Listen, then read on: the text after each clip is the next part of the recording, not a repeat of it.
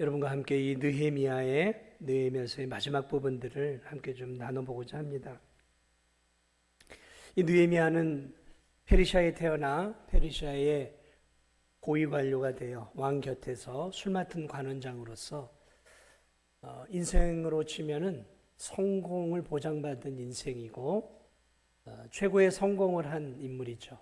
포로로 끌려간 후손이 왕의 그런 최측근이 되었다라는 거, 기적 같은 일이죠. 오늘날 치면 저 아프리카의 노예의 후손이 왕의 그런 어떤 저 백악관의 주인이 되거나 아니면 백악관의 비서실장이 된다든지 이런 이제 드라마 같은 이야기죠. 그러나 오늘 이 느헤미야는 그런 이 부귀영화를 누릴 수 있는 가운데서도 자신의 조국을 생각했어요. 저 무너져 간 조국을 바라보고 그 조국에 대한 소식을 듣고 여전히 나라가 망한 지 140년이 되었음에도 여전히 성벽이 무너져 있고 성문은 불에 타 있는 그런 비참한 소식을 듣습니다. 남의 일이야, 먼 나라 이야기다 생각할 수 있잖아요. 그러나 오늘 느헤미야는 그렇게 생각하지 않았어요. 왜 하나님이 나에게 이런 복을 주셨을까? 왜 나에게 이렇게 왕 옆에 있는 부귀영화를 허락하셨을까? 믿음의 사람은 언제나 자기가 받은 복을 그냥 생각하지 않습니다. 자기의 위치를 그냥 생각하지 않아요. 그래, 하나님께서 나를 저 무너진 조국을 세우는 무너진 성벽을 짓도록 하나님께서 어쩌면 나에게 이런 귀한 사명을 주시기 위해 나를 이 높은 자리로 주셨나 보구나. 그리고 그런 금식을 하고 왕에게 나아가 조국의 무너진 성벽을 건축할 기한을 달라고 요청을 하고 하나님은 왕의 마음의 문을 열어서 느헤미야를 예루살렘의 총독으로 보내게 되죠. 자, 그래서 총독으로 오죠. 와서 백성들과 함께 산전수전 공중전을 다 겪으면서 52일 만에 140년 동안 아무도 해낼 수 없었던 그 성벽을 완공해요. 물론 그 완공하는 동안에 산발라 도비아, 아라비아 사람 게셈 같은 그 주변에 이 예루살렘과 유다를 농락하고 있었던 그 주변에 강한 그 원수들의 그런 어떤 위협과 전쟁의 위협과 협박과 회유와 이런 것들을 또 견뎌내고 또 공동체 안에서 주어지는 그 믿음의 성도들끼리 서로 고리대금업을 하고 못 갚으면은 자녀들을 종으로 삼는 그런 파렴치한 문제들을 해결해 가면서 이 느헤미야가 결국은 50일 만에 성벽을 완공하고 백성들과 함께 성벽을 하나님께 헌당을 해드리고 또 예배를 드리면서 또 무너진 성벽만이 아니라 이제 성전의 회복을 위해서 이제 나름 노력을 하게 되고 그래서 성전에 레위인들과 노래하는 자들 다 불러서 하나님의 나라가 흥왕하려면 성전이 활성화되어야 된다. 오늘 말하면 이제 교회죠. 교회예요. 그래서 이 성전을 회복시키고 백성들로 하여금 11조와 헌물과 또 하나님 앞에 올려드린 제사장들을 위해 드리는 거제와 또 첫 소산물들을 드릴 수 있도록 그런 시스템을 다 완비를 하면서 성전이 이스라엘 백성의 중심기관으로 다시 돌아가게 만들고 성벽을 쌓고 안전을 지키면서 이제 나라다운 나라가 되어져 가기 시작한 거죠.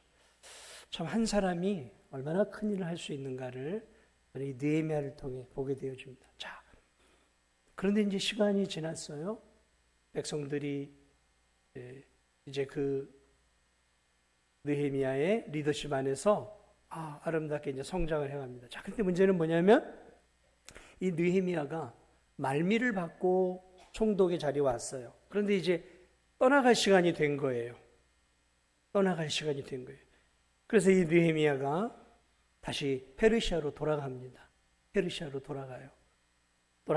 근데 한 4, 5개월 걸려 돌아가요.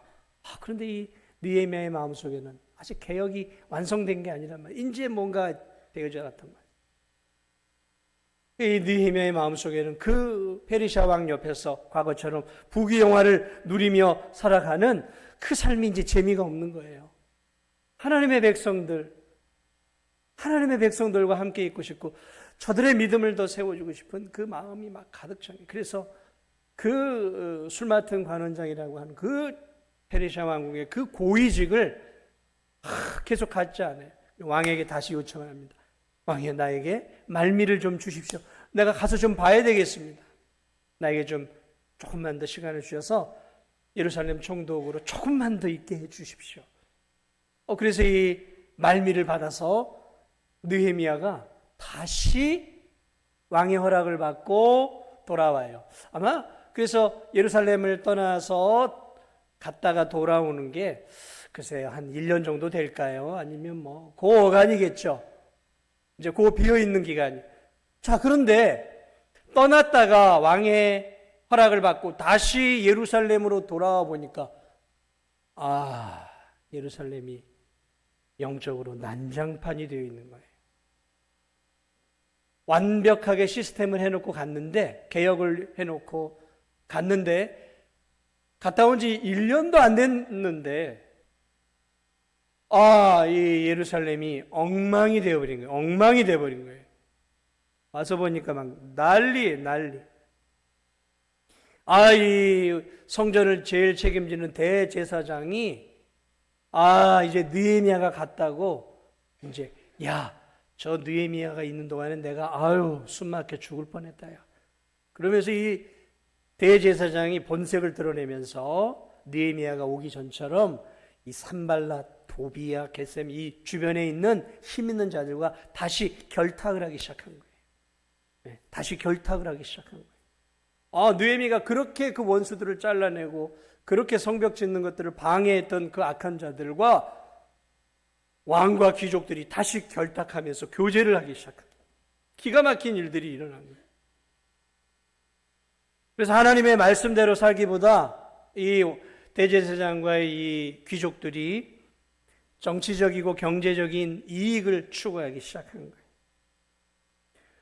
딱 와서 보니까 제일 먼저 성전 뜰에 보니까 성도들의 받은 11조 또 성도들이 드린 헌물을 담아놓는 그런 큰 방이 있는데 성전 뜰에 있는 그 방에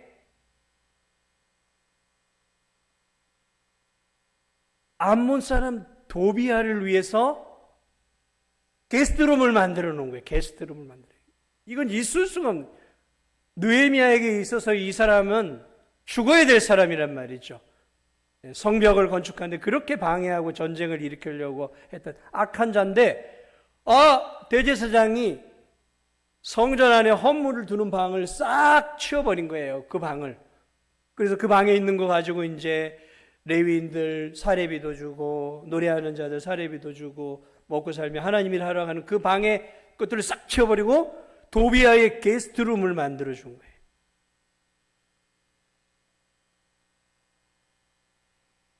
느헤미야가 뚜껑이 확 열리죠.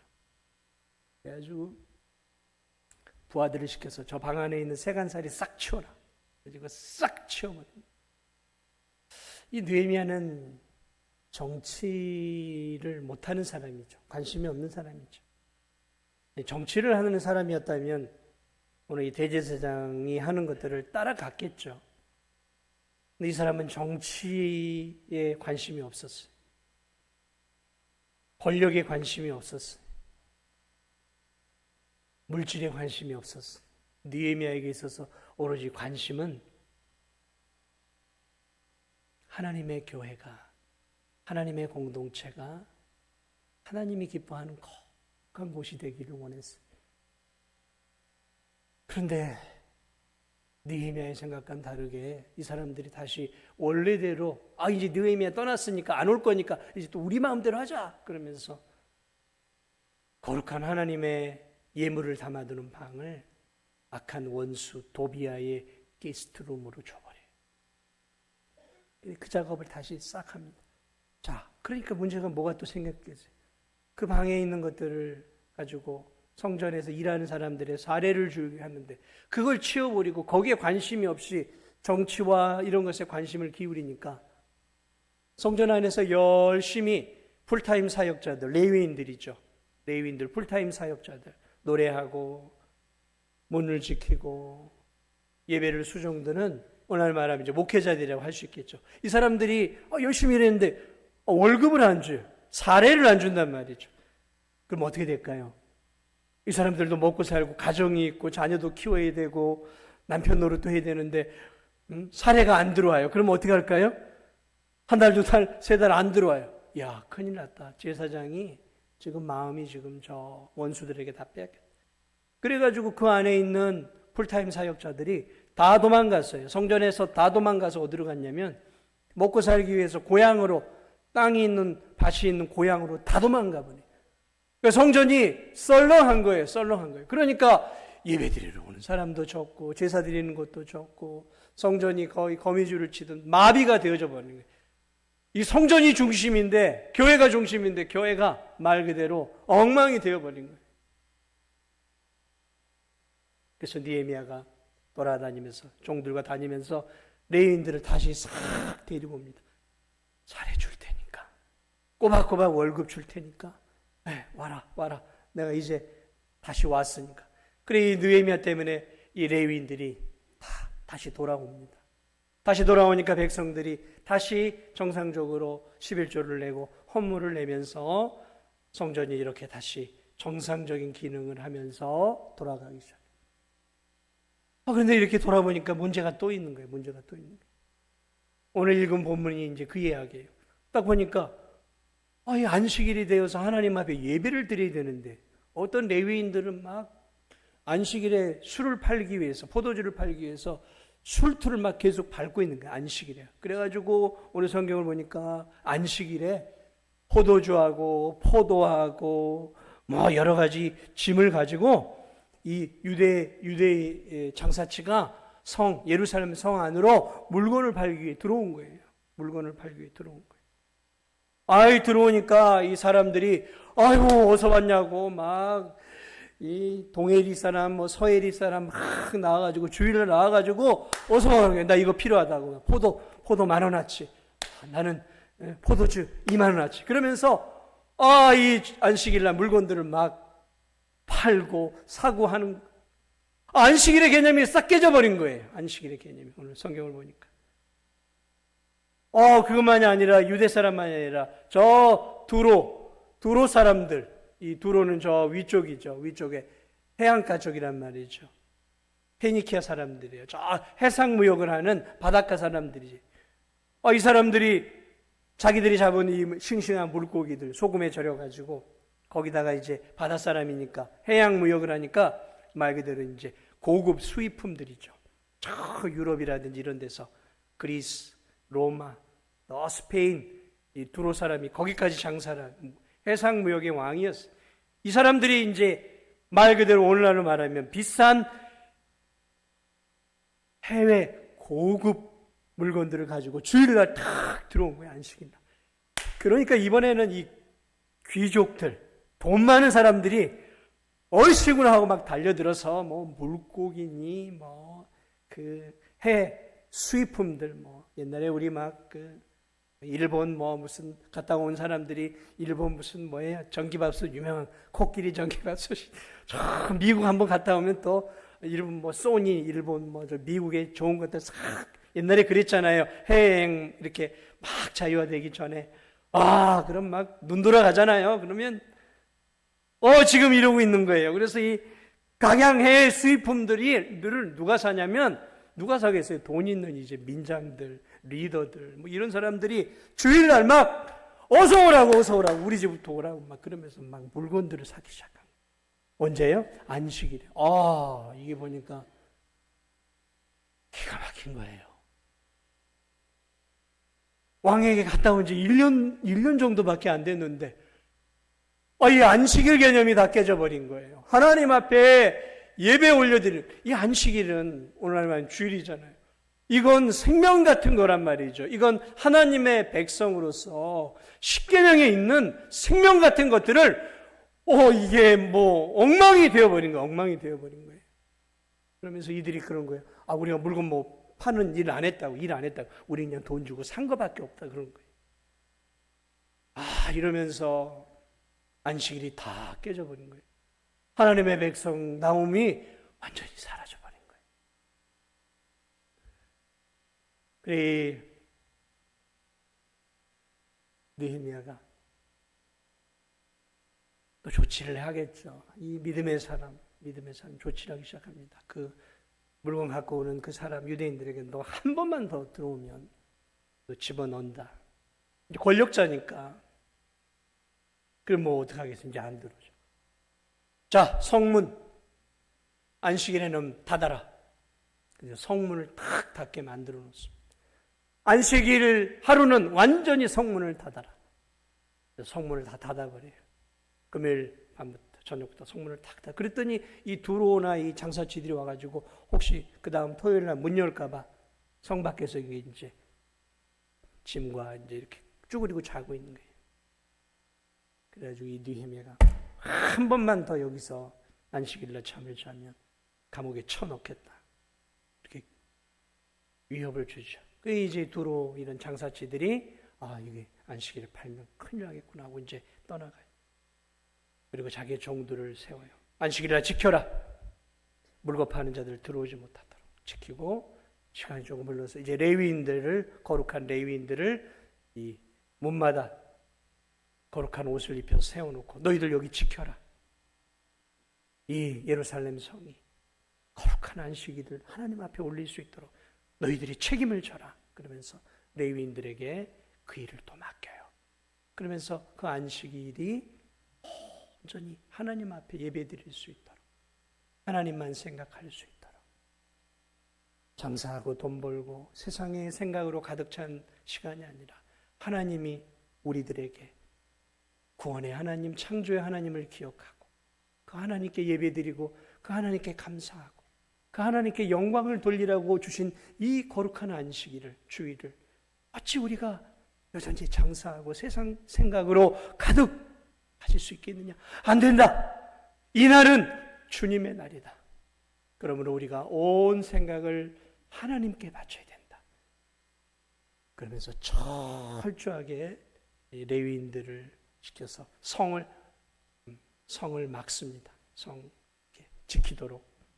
그래서 온 성 안에 있는 사람들이 안식일만큼은 하나님 앞에 예배드리고 짐승까지 다 쉬면서 오늘 우리처럼 하나님 앞에 하나님께 집중하고 예배에 집중하고 하나님 나라를 위해 집중할 수 있도록 이 느헤미야가 최선을 지금 다하고 있어요. 이제 그 문제가 또 해결됐나 했더니 또 다른 문제가 오늘 딱 터졌어요. 가만히 이렇게 돌아다니면서 보니까 이제 이 남자 유대인들이 여기서 이제 살면서 주변에 있는 이방 여인들과 이제 많이 결혼들을 했단 말이죠. 그런데 거기서 태어난 아이들이 히브리어를 모르는 거예요. 히브리어는 이제 이스라엘 백성들의 고유 언어잖아요. 구약이 히브리어로 쓰였단 말이에요. 이놈들이 앞으로 이 이스라엘을 이끌어갈 예루살렘에 태어난 많은 아이들이 히브리어를 몰라요. 이방인 엄마의 언어만 알고 있는 거예요. 엄마의 언어만 알고 있는 거예요. 이 느헤미야가 탁 정신 또 다음 세대가 신앙을 계승해서 가야 되는데 다음 세대가 신앙을 계승하기는커녕 모국어를 몰라요. 이방인 엄마의 언어만 알고 히브리어를 몰라요. 그러면 히브리어를 모르면 율법을 못 읽는단 말이죠.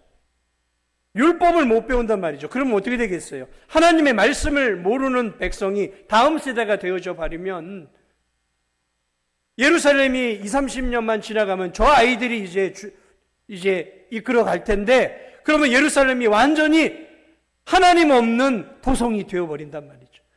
이 미래를 보니까 미래가 어두운 거예요. 이야, 큰일 났다.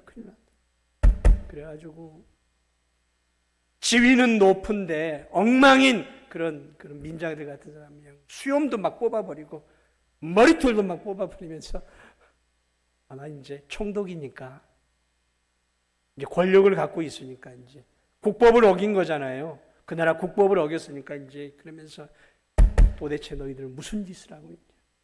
어떻게 너희 자녀들에게 하나님의 백성으로서의 언어를 잊어버리게 만드느냐? 너희들 자식들이 이렇게 키우면 이 자식들이 앞으로 다음 세대에 교회를 이끌어 갈 수 있겠느냐?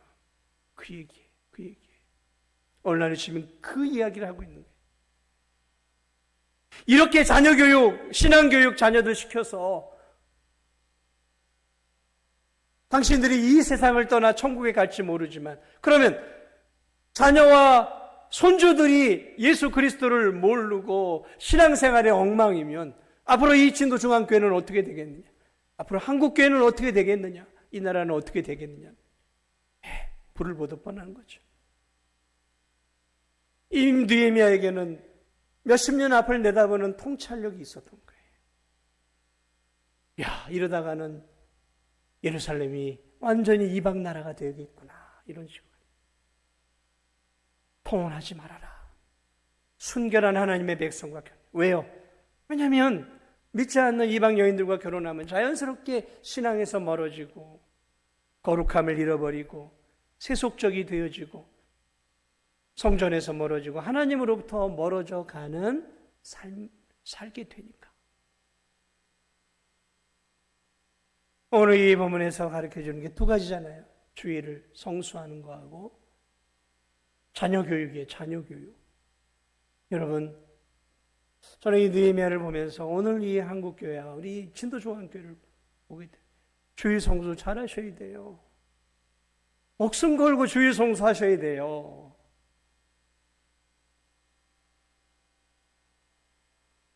정말 잘하셔야 돼요. 경제적인 어려움 때문에, 인간관계 때문에, 인정 때문에 이 주의를 오늘날 이렇게 잘 성수하지 못하는 일들이 얼마나 많습니까? 인간적으로는 저도 이해가 돼요. 먹고 사는 문제 때문에. 여러 가지 경조사나 이런 거 이해가 돼요. 이해 안 되는 부분은 아니에요. 그러나 우리가 그런 부분에 있어서도 최소한으로 줄여야 되는 거예요. 최소한으로. 여러분, 댐이 물을 담아놓는 저런 뚝이나 댐이 하루 이틀에 무너지는 게 아닙니다. 작은 하늘만한 작은 구멍 하나가 이렇게 나기 시작하면 그 수압에 의해서 그 바늘만한 구멍으로 물이 새어나가잖아요. 그러면 그 수압에 의해서 어느 틈엔가 그 바늘만한 구멍이 손가락만한 구멍이 되고 손가락만한 팔뚝만하게 치고 그러다 보면 그 수압에 의해서 얼마 지나지 않아 그 댐이나 뚝이 터져버리는 거예요. 무너지는 거죠. 이것쯤이야. 오늘 예배 주일 안 드렸다고 뭐 얼마나 내 신앙이 달라지겠어. 그러나 여러분, 그렇게 아니라는 생각을 갖는 성도들은 그것이 한 번이 되고 두 번이 되고 습관이 되고 삶이 되어져요. 삶이 되어지는 거예요.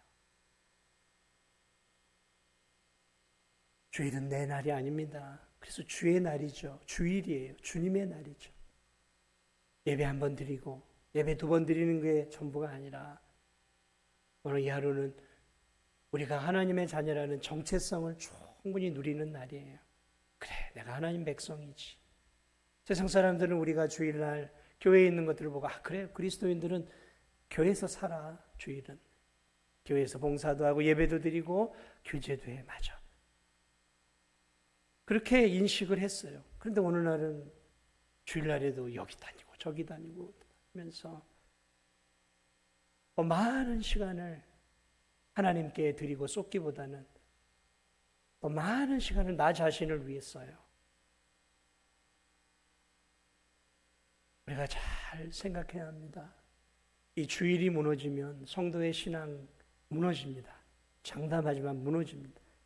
이 주일을 사수해야 돼요. 여러분에게 수요 예배도 드리라고 제가 권면하고 또 새벽도 금요일에도 그거는 주일을 사수한 사람만이 할 수 있는 거예요. 주일을 사수하지 못했는데 어떻게 무슨 수요 예배가 가능하고, 그렇죠? 수요 예배 나오는 분들은 주일을 잘 나와요. 또 그런 분들이 금요기도에도 나오고 새벽도 나오는 거지, 뭐 주일을 안 지키면서 수요, 금요, 새벽 못해요. 그래서 그런 분들은 다 주일을 그래도 성수하면서 주의 말씀대로 몸부림치는 성도들의 삶이죠. 그 주일이 무너지면 어떻게 되겠어요? 신앙이 무너집니다. 그래서 이 주일을 목숨을 걸고 지켜야 돼요, 지금. 그리고 내 자녀들이 주일을 성수할 수 있도록 부모, 조부모 된 우리가 정말 본을 보여야 돼요, 여러분. 본을 보여야 돼요. 우리 부모님은 그 어떤 일이 있어도 몸된 교회를 주일은 지켜. 여러분, 그렇게 머릿속에 박혀있는 자녀나 손주들은요, 주일 지킵니다. 왜요? 우리 부모님, 우리 할아버지, 할머니는 언제나 몸된 교회에서 예배를 드리고 주일을 지키는 것을 알고 있기 때문에 자연스럽게 가는 거예요. 그러나 부모님이나 조부모, 할머니, 할아버지가 늘 돌아다니고 이렇게 하면 그런가 보다 하고 따라가는 거예요. 내가 어떻게 하느냐가 내 자녀손들에게 너무너무 중요한 거예요. 지금부터라도 그걸 지켜내야 됩니다. 오늘 이 내 자녀손들, 여러분 정말 목숨 걸고 자녀손들을 위해 기도 많이 하셔야 돼요. 오늘 이 느헤미야가 걱정하는 게 자녀손들이죠. 신앙의 계대가 지금 막혔단 말이죠. 신앙이 지금 멈췄어요. 이어져 가야 되는데 멈춰버리잖아요. 안 된다. 신앙은 이어져 가야 된다. 여러분의 가정이 믿음의 계대가 이어져 가야 될 거 아니겠습니까? 여러분 대해서만 끝나시기를 원하십니까? 아니면 내 자녀들이 나를 이어 충성된 교회 일꾼이 되고 내 손주들이 나를 이어 하나님 나라의 충성된 일꾼이 되기를 바라신다면 몸부림치며 기도하고 몸부림치며 내 자녀손들 앞에 신앙의 본을 보여야 돼요. 방법이 없어요. 지금 한국교회가 많이 무너진 게 뭐냐면 주의 성수 무너졌죠. 네. 이런 신앙을 이어가는 이것들이 많이 무너졌어요. 왜 무너졌을까? 다른 거 없어요. 우리가 잘못 살았기 때문에 그래요. 내가 잘못 살았기 때문에 그래요. 이 하나님의 교회가, 이 대한민국의 교회들이 여러분들이 하나님 나라에 갈 때 과연 이곳에 계속 유지가 될 수 있을까요? 여러분이 땀 흘리고 눈물을 흘리고 섬겼던 이 복된 진도중앙교회가 여러분이 천국 갈 때쯤 계속 있을까요? 저는 잘 모르겠어요. 저에게 달려있죠. 여러분에게 달려있는 거예요. 그만큼 지금 한국교회가 절박한 시대에 오늘 이 느헤미야의 눈물의 개혁을 보면서 저는 이 느헤미야를 보면서 예수님이 생각이 났어요. 예수님. 예루살렘을 가보니까 성전이 장사치가 되어버린 거예요. 돈 바꾸는 자들로 가득하고 물건 파는 자들로, 짐승 파는 자들로 가득하고 다 돈의 혈안이 되고 물질의 혈안이 되고 교회 안에서 어떻게 하면 내 유익을 얻을 수 있을까? 예수님은 정치를 몰랐어요. 예수님은 세상의 부귀영화를 다 내려놓았어요. 하나님만 보았어요. 그랬더니 개혁을 할 수 있었어요. 오늘 이 느헤미야가 예수님의 마음을 갖고 있었던 사람이구나. 그의 마음 속에는 어떻게 하면 하나님을 기쁘시게 해드릴까? 그의 마음 속에는 어떻게 하면 이 하나님의 교회가, 성전이 주님 오실 때까지 계속 하나님께 영광을 올려드리는 예배의 처소 될 수 있을까? 늘 그 고민을 했던 거예요. 외로웠을 거예요. 대제사장을 비롯해 많은 사람들이 마음에 세상적인 꿍꿍이들을 갖고 있어요. 그런데 이 한 사람 느헤미야의 결단 능력 있는 섬김과 눈물과 헌신을 통해 오늘 이 파괴된 공동체가 회복되고 변화되어져 가는 이런 아름다운 모습들을 바라보면서 그래, 이 시대에도 예수님 같은 느헤미야 같은 성도들 몇 명이라도 이 진도중앙교회 온전하게 이 하나님 나라를 위해 헌신하는 이런 하나님의 자녀들이 이 진도중앙교회 몇 명만 더 있어도 이 교회는 새로워질 수 있겠구나. 저는 여러분 한 분 한 분이 이 느헤미야 같은 분이 되었으면 좋겠습니다. 느헤미야 같은 적당하게 타협하고 적당하게 사람 눈치 보고 사람의 인정에 끌리고 나 친한 사람들 위주로 해주고 아니요, 교회 일은 그렇게 하면 안 돼요. 여러분 교회 일은 그렇게 하시면 안 돼요. 교회 일은 인정에 끌려서 하면 안 돼요. 내가 친한 사람한테 슬쩍 눈 감아주고 잘해주고 나하고 안 친한 사람은 냉정하게 하고 교회 일은 그렇게 하면 안 돼요. 교회 일은 사람 보고 하는 게 아니에요. 교회 일은 하나님 보고 하는 거예요. 주님이 원하시는 거라면 다른 사람들이 싫어한다 하더라도 힘있게 감당할 수 있도록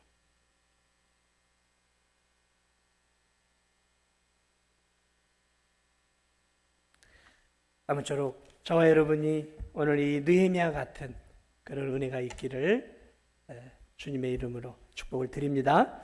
우리 찬송가 찬송 한 장 드리도록